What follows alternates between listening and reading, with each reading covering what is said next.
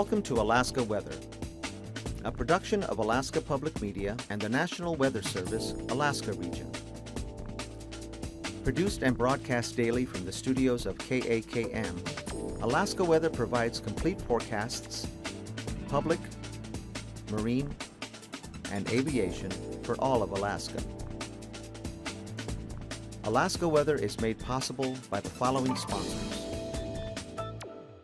In Alaska, wildfire is a threat, but being fire-wise could save your home. Pruning your needle-bearing trees at the correct time of year and in the correct way can help slow down the spread of fire and help prevent bark beetle infestations. Remove only the bottom 1/3 of the tree, and only from August through April. Make an undercut several inches from the branch collar. The second cut should be through the branch, and the final cut just beyond the branch collar. Wildfires happen. Be ready. Cook Inlet Tug and Barge is a marine transportation company specializing in harbor services with a primary marketing focus on the Port of Anchorage, providing their customers with quality-based service specifically tailored to their needs.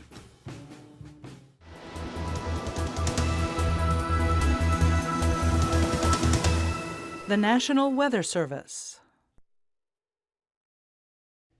Good Tuesday, everyone. I'm meteorologist Dave Snider. It is the 29th of July, almost done with the month. Hard to believe it goes so fast, but as always, whether it's July or January, we encourage you to check out our website, weather.gov/Alaska or arh.noaa.gov. That'll take you to the statewide view. Of course, you can drill down on the information there and specifically look at the interior, the north or the west coast, or look at south central, southwest, or the chain.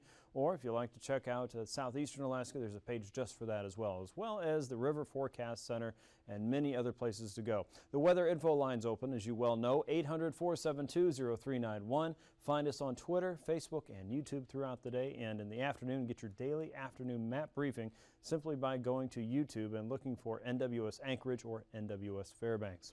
The fire danger, well, it was gone yesterday. Now it's back. There's just one little spot out there across the 40-mile country, generally about south of Chicken.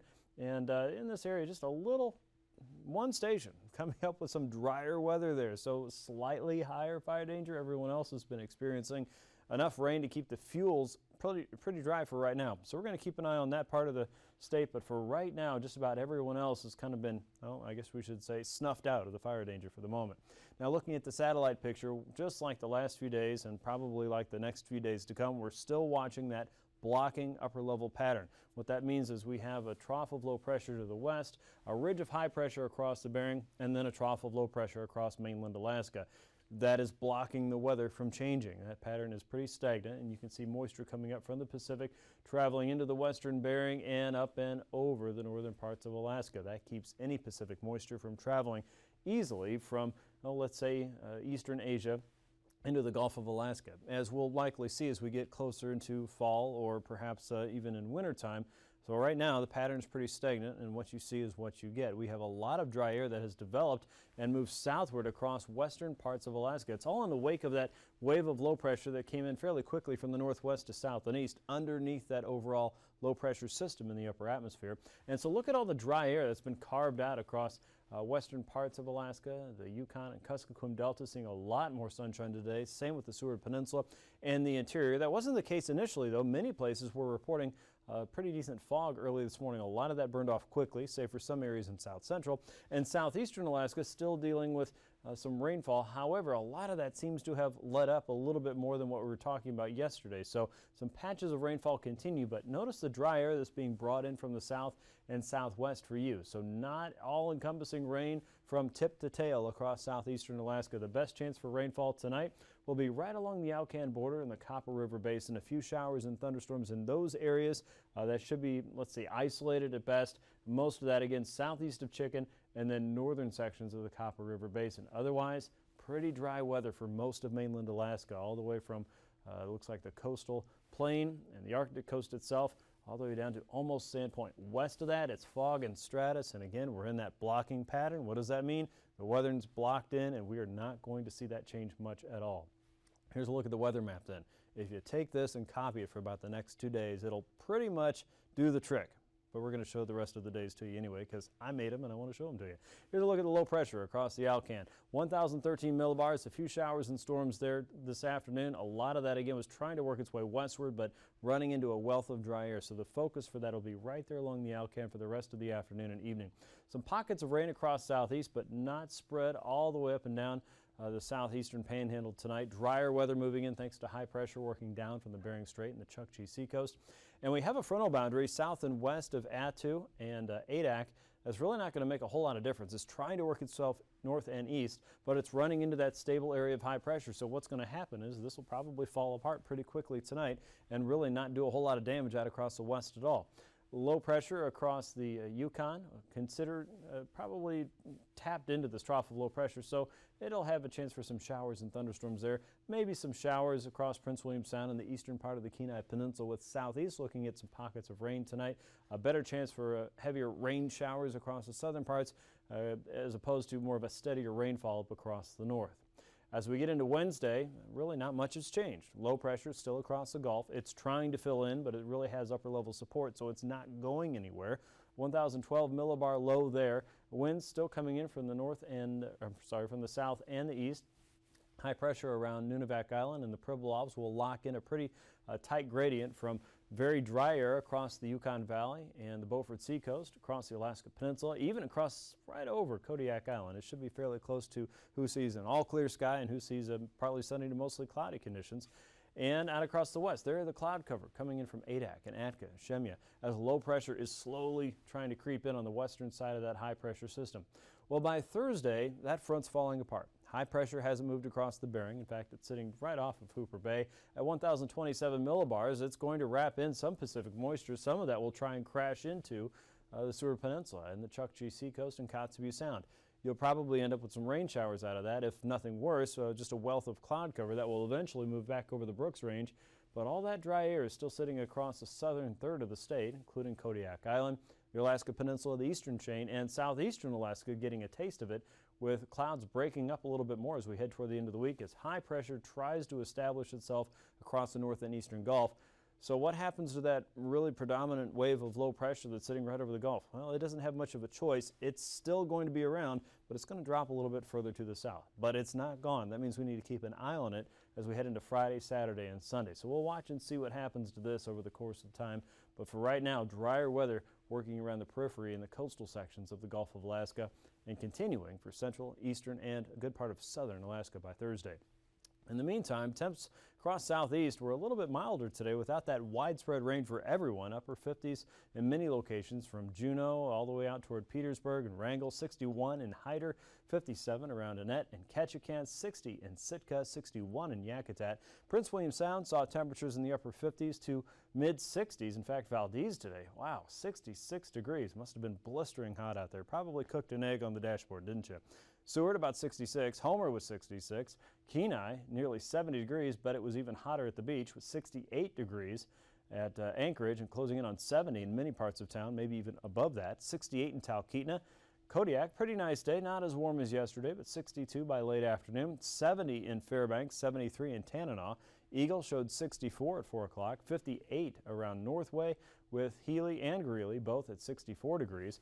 In the north, the Arctic coast was warming up nicely, 41 at Prudhoe Bay and Dead Horse, 37 in Kaktovik. Barrow was only 35, but inland a little bit more around Akasuk, 52 degrees with 62 at Wainwright. Point Hope and Point Lay in the 40s and 50s. Kivalina showing 55, 57 in Shishmaref, 62 in Nome. Unalakleet was in the 60s today. Look like areas around Galena and Ruby showing temperatures in the lower 70s there in the middle Yukon Valley. The lower Yukon Valley around Grayling was still 70 degrees. Bethel 72 and 61 around Nunivak Island with St. Lawrence Island at 52. Bristol Bay saw temperatures in the 60s today. The Pribilofs in the lower 50s. 63 in Sandpoint, Cold Bay, False Pass, Port Hyden all in the 50s and 60s this afternoon. 53 around Unalaska and Dutch Harbor. 61 at Adak, 57 in Atka, and 51 at Attu.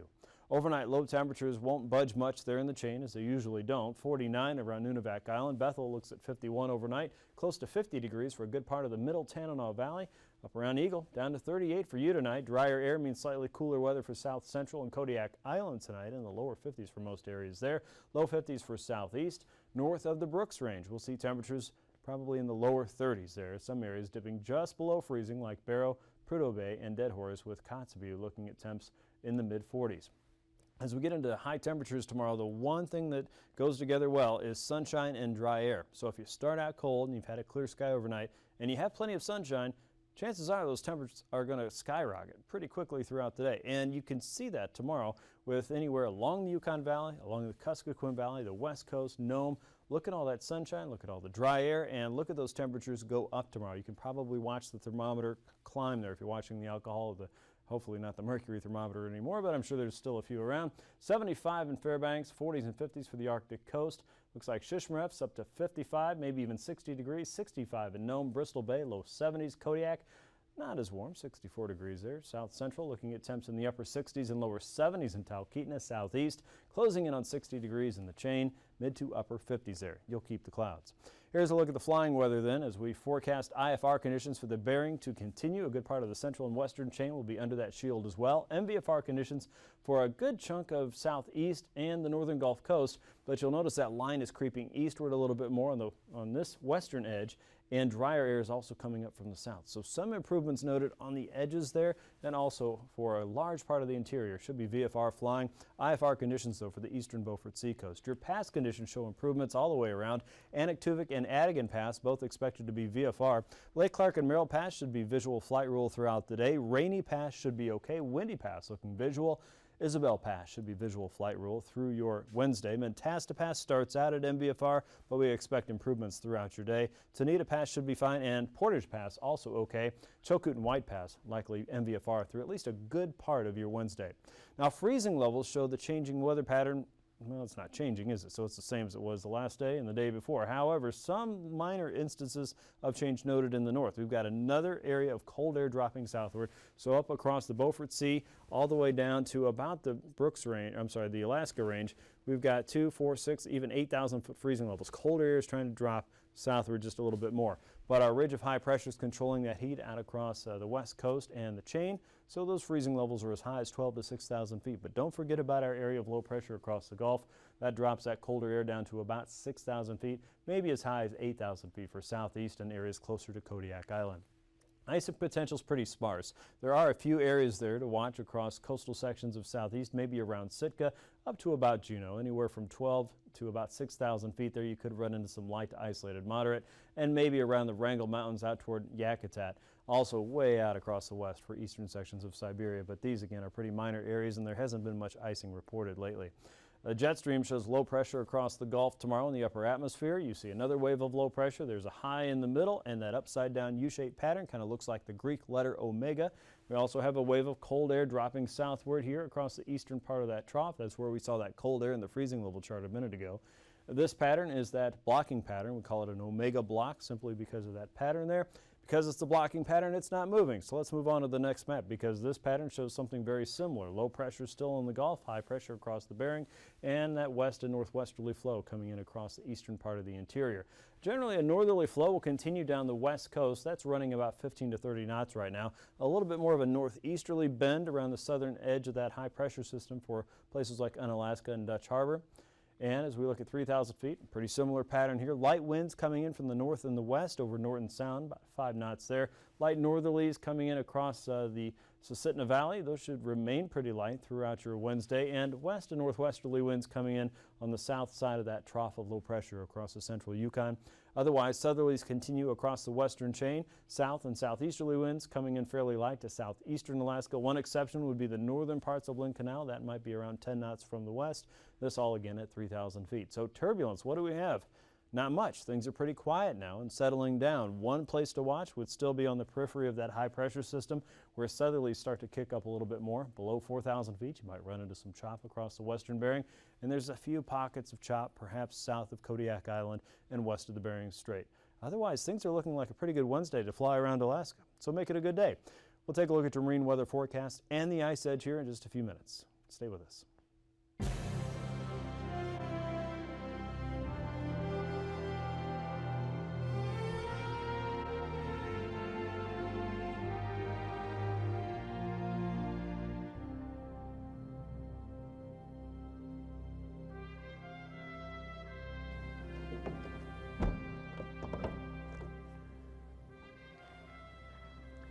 Over the past few decades, the helicopter aeromedical industry has proven itself to be a very effective means of saving the lives of those who are critically ill or injured.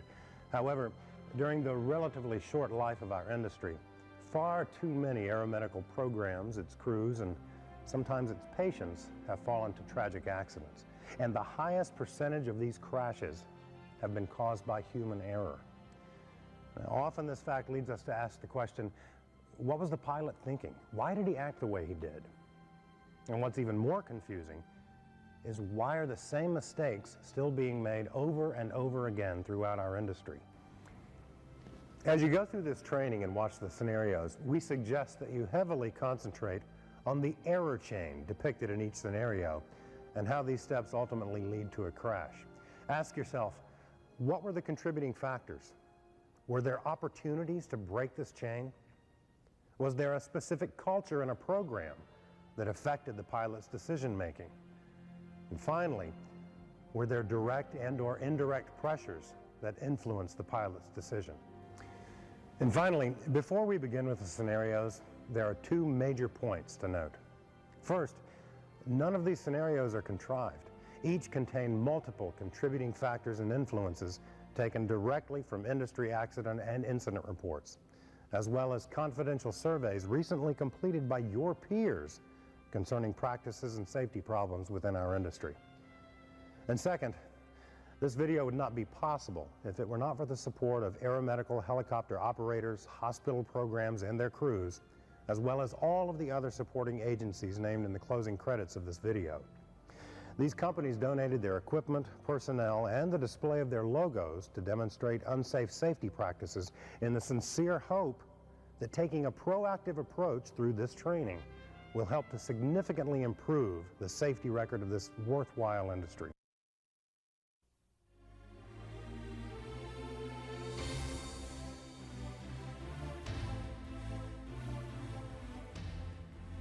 This hospital-based program has been in continuous service for 15 years and using the same vendor for the past 10 years.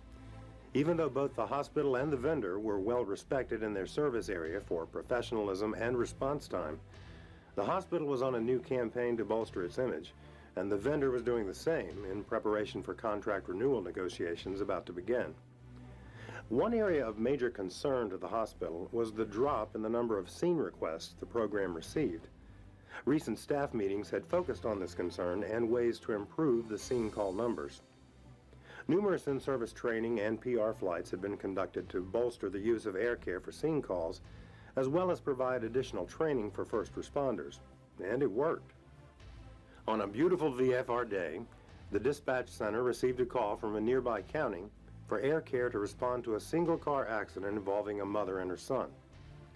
The duty pilot was an experienced aeromedical pilot, but relatively new to this program, and was delighted that a flight request for a scene run had finally come in. Upon departure, the pilot entered the coordinates that the first responder unit called into the air care dispatch. What the dispatch center and the pilot did not know is that the first responder called in incorrect coordinates, which would send the helicopter to a point in the county 15 miles away from the actual scene. When the pilot arrived at the point given, there was no sign of any accident or landing zone. Still new to the area, descriptions of highway numbers and intersections at the actual scene did not help. However, the medical crew was familiar with some of the landmarks they were over, and the pilot relayed this information to the local first responder. Additionally, the first responder's explanation of where they were allowed the air care dispatcher to look up the location on their county grid maps and plot their own lat-longs to give to the pilot. The error was finally cleared up, and the helicopter proceeded to the actual scene location with an ETA of about 12 minutes later than planned. Because the mother was already removed from the vehicle and the helicopter had not arrived, EMS elected to send her by ambulance to a local hospital for initial evaluation. The landing zone was a field next to the road, and EMS and fire crews blocked the road from all traffic for the helicopter. The pilot landed the helicopter so as to position the loading side toward the accident, which also kept the tail rotor out of the direct path of the crews. However, this put the tail into the wind. Since rescue crews were still working on extricating the child from the vehicle, the pilot elected to shut down the helicopter during the wait. Approximately 5 minutes later, the child was freed from the vehicle and loaded into the helicopter. It was obvious to the pilot that this child was in very bad condition and needed to get to the trauma center as quickly as possible. Once the area was clear of ground personnel, the pilot started the helicopter's #1 engine. During the process, a hot start occurred. The pilot glanced back at the medical crew to see them frantically working on this critically injured child. They had no clue that the hot start even occurred or that a problem might exist. The pilot tried the second engine, which started normally, followed by an acceptable restart of the first engine. He still had no idea if any damage had occurred and considered aborting the mission. However, with a blocked roadway, a critically injured child, and engines that seemed to be running fine, the pilot ultimately elected to depart for the trauma center.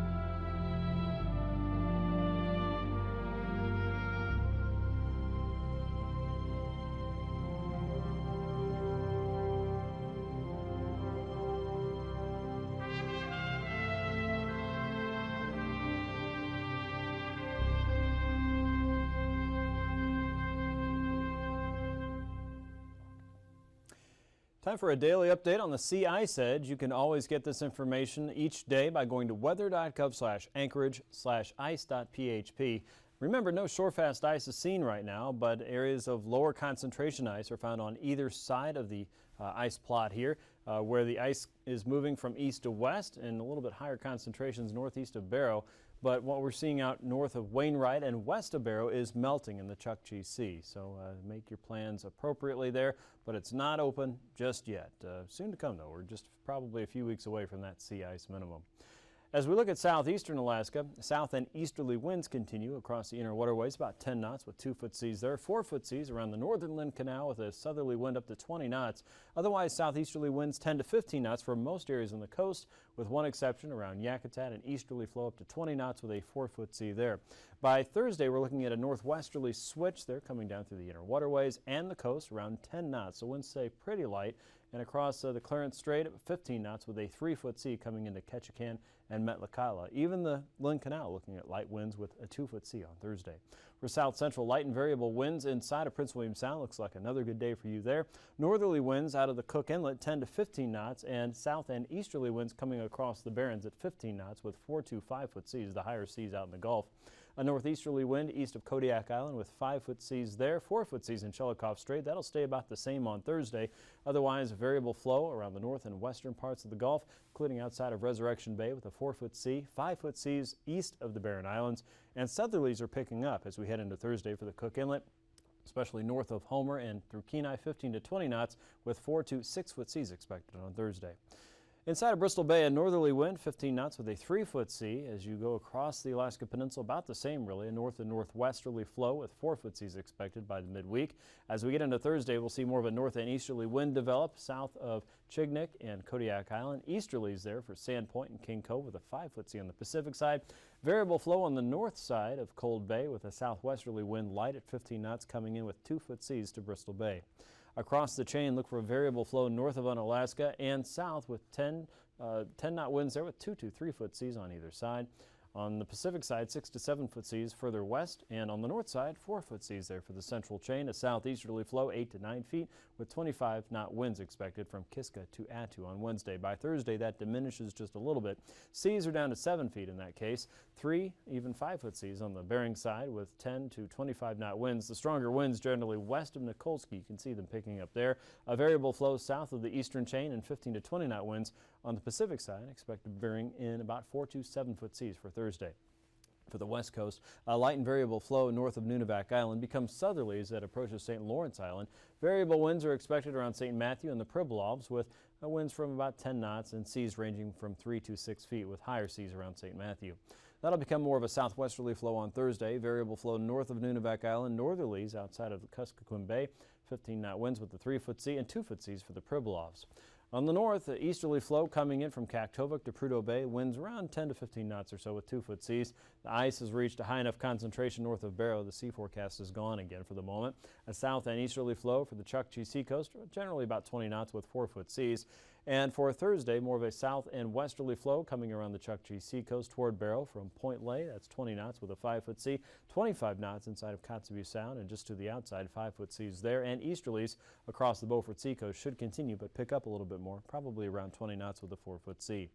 Recapping tonight's weather, a wealth of dry air has made its way across the Brooks Range and into the Yukon and Kuskokwim valleys tonight. Look for a fairly clear sky with high pressure sitting right over St. Lawrence Island at 1,027 millibars. Areas of light rain and maybe a few thunderstorms are possible, generally from Northway to about Chicken and southward into the Copper River Basin. Periods of rain will be a little more likely across the northern parts of southeast, with perhaps some more moderate shower activity across the southern parts of southeast tonight. Elsewhere, things look pretty dry, with one exception. The central and western chain might see some few rain showers there. For Wednesday, really more of the same. More areas along the Yukon Valley are looking fairly dry. Look for a little more sunshine for south central and southwestern Alaska. High pressure shifts a little bit further southward. That'll keep the stratus and fog going across the Bering. And rain showers become a little bit more likely for southeast. That dries up heading into Thursday. Thanks for watching Alaska Weather. Have a good night. These forecasts are to be used for planning purposes only. Call 1-800-WX-BRIEF for a formal pre-flight briefing. Always file a flight plan before you go flying. The U.S. Coast Guard Auxiliary urges you to leave a float plan with a friend or the harbor master before you go boating. Alaska Weather is made possible by the following sponsors.